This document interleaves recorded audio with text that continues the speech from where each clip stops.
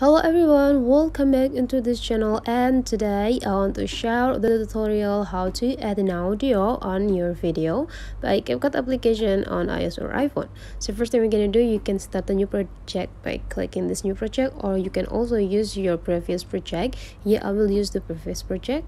So this video has no audio yet. Let's add more audio by go into the audio section.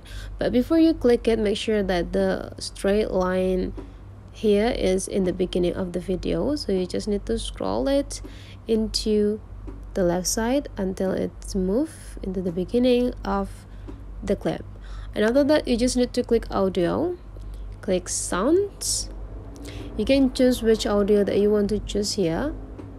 If you want to do healing, you just need to go healing and decide which video that you want to add.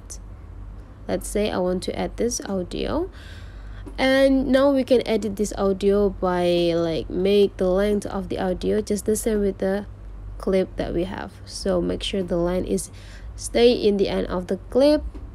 Now we need to click this audio section, and you will be having access to split the audio, and you can delete the rest of the audio that we don't use, and you already have an audio for your video.